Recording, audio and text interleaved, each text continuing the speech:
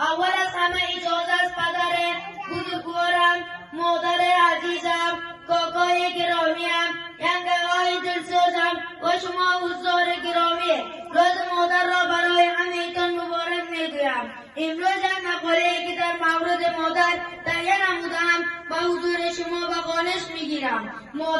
مادر یک انسان دلسوز، مهربان، با عزت و با احترام است که به این دنیا آرامی و بر می‌آورد. ما باید احترام مادر خود را داشته باشیم و لطفی که بر حق ما کرده است را جبران کرده نمی‌توانیم. مادری که ما را 9 ماه، 9 روز، 9 ساعت و 9 دقیقه در شکم خود نگه می‌دارد، هر قدر لطف به مادر ما کرده باشیم هیچ وقت لطف آن را جبران کرده نمی‌توانیم. در قرآن کریم جایگاه و مقام مادر را بسیار والا و ارزشمند است و آیا متعددی و لزوم نیکی و احترام به والدین به ویژه مادر اشاره دارد. قرآن کریم به صراحت به انسان سفارش می‌کند که به پدر و مادر خود نیکی کند و حتی در برابر آنان از کلمه اوف که دهنده کمترین ناراحتی است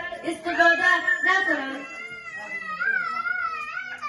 ما باید مادر خود را دوست داشته باشیم و عزت و احترام آنها را داشته باشیم. مادر بهترین چیزی در دنیا است و ما باید مادر خود را دوست داشته باشیم. در تمام عمر گشتم فایده دیگر نبود. مهربان بسیار دیدم که مادر نبود.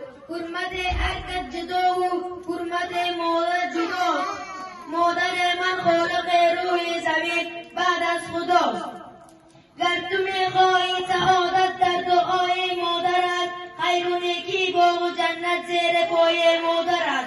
شاد گردان مادرت را تا شود راضی ز تو، چون رضا رب یکتا و رضا و مادرت.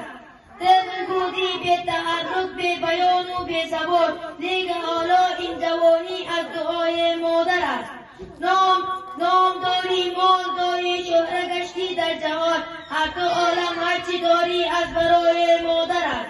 حتمی سعادت تو را خیر عشق پاک مادرت، چون تمام مهر الفت در وفای مادرت. حتمی سعادت تو را جز عشق پاک مادرت، چون تمام مهر الفت در وفای مادرت.